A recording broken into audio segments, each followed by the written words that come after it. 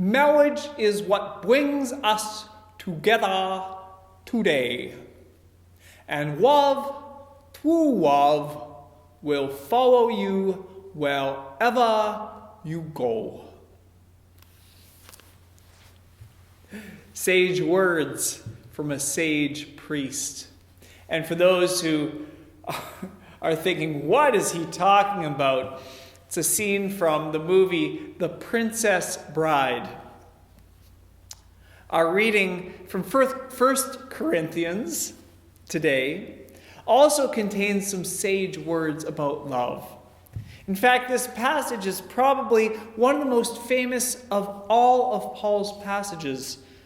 Perhaps almost as famous as that scene from The Princess Bride. It's a passage that we often hear at weddings. A passage that stirs up warm fuzzies within us. A passage that restores our faith in the power of love. But you know, Paul actually never wrote this passage for a wedding. He's not writing it to praise the Corinthians for all the love that they have for each other, all the love that they're showing for one another.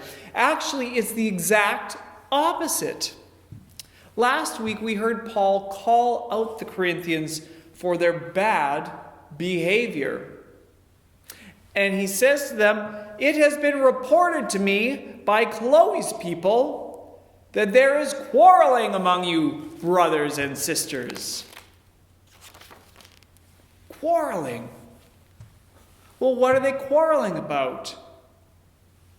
Well, all sorts of things. But one of the things that the Corinthians are quarreling about is who has the best spiritual gifts. Well, John has a gift of teaching. He's a marvelous teacher, so he must have the best spiritual gift. Well, wait a minute. Mary can prophesy. That's even better. Well, hold on. Raylene can speak in tongues. That must be the best spiritual gift of all. Oh, no. Wait a minute. Jerry can interpret when Raylene speaks in tongues. Who can beat that?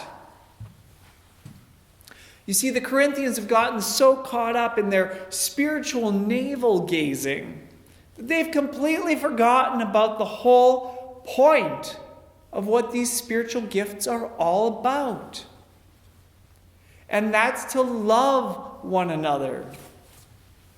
To show love to each other. So we can imagine that if Paul was there in Corinth, witnessing all of this happening, all of this bickering and quarreling and contests, he would have been waving his hands and jumping around and saying, "Wait a minute! Sure, if you can speak in the tongue of angels, but you don't have love, then you're just a noisy gong or a clanging cymbal. You can have the most talent, the most wisdom, the most knowledge, the most amazing spiritual gifts. But if there's no love in it, people, then you have got nothing." Love is the whole point. If you don't have love, you're just wasting your breath. And you know, Paul could have made the same speech to a group of young staff members at Luther Village Camp a few years ago. Okay, it was more than a few years ago. It was my second summer working on program staff at Luther Village. I had just finished my first year of university. And that year there was a bit of a running contest between the maintenance staff and the kitchen staff and the program staff about who was the hardest working around camp. Now, the kitchen staff boasted that they were always the first ones up to make breakfast for the camp, and they had to slave away all day in a hot kitchen. Well, the maintenance staff bragged that they had to do all the dirty work, fixing the cabins and taking out the garbage and unclogging the septic tanks.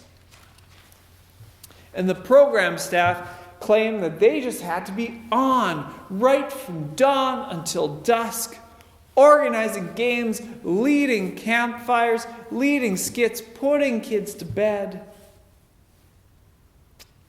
And it wasn't long before that running contest created real divisions at camp. Some people felt disrespected. Some felt underappreciated. And some just felt hurt. So perhaps Paul's words would have reminded us that we were all missing the point. Perhaps Paul could have said to us, look, if you can cook for 100 people and make the best grilled cheese and tomato soup, but you don't have love, you're just like a broken pot or a rusty barbecue. And if you can mow the entire campground in a single afternoon, but you don't have love, you're just like a dull saw or a tractor that won't start. And if you can play guitar like Eric Clapton or sing like Adele, but you don't have love, sorry folks, you're just a noisy gong or a clanging cymbal. So what is love? Is love a magical feeling? Is it butterflies in the stomach or fireworks and rainbows? Is love happily ever after? What is love? Well, in English we have one word, love, and it has many meanings, right? It has all sorts of meanings. Love could mean romantic love, or love between siblings, or love between parents and children. You can love your spouse. You can love your grandma. You can love meatloaf, the comfort food, or the musician. Take your pick. But Paul wrote in Greek, and the Greeks like to be specific. And so they separated love out into a variety of different words, and each word had its own meaning.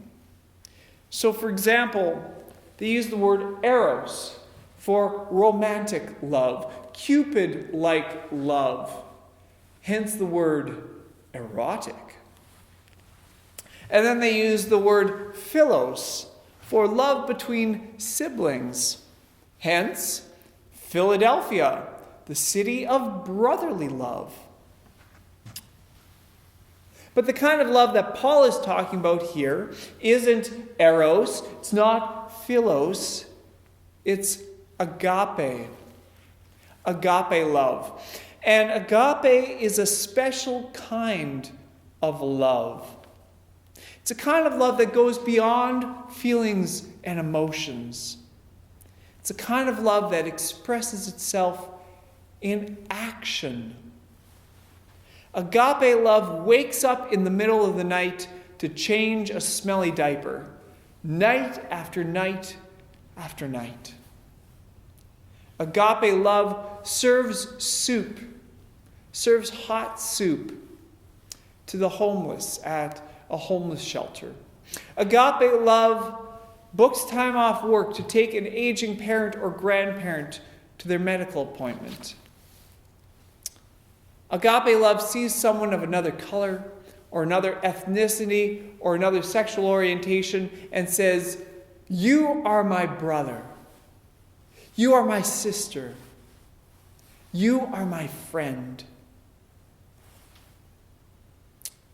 Agape love is covenant love. It's promise-keeping love. It's selfless, self-giving love. And agape love is at the heart of who God is. The Hebrew Bible over and over again tells us that God is gracious and merciful, slow to anger, and abounding in steadfast love. You know, the ancient Greek philosophers tried to define God by saying things like, God is all-powerful, and God is all-knowing, and God is infinite. But you know, the ancient Christians, the ones who wrote the New Testament, probably would have replied, maybe, but that's not really the point. The thing that really matters is that God is love. God is love. And we have experienced this love, this agape love, in the flesh, in the person of Jesus Christ. So what is love? True love. Well, Paul said it well, didn't he? Love is patient. Love is kind. Love is not envious or boastful or arrogant or rude. Love does not insist on its own way. It's not irritable or resentful. Love does not rejoice in wrongdoing. It rejoices in the truth. Love bears all things. Love is faithful in all things. Love is hopeful in all things. Love is steadfast in all things. God is love. And love never ends. Amen.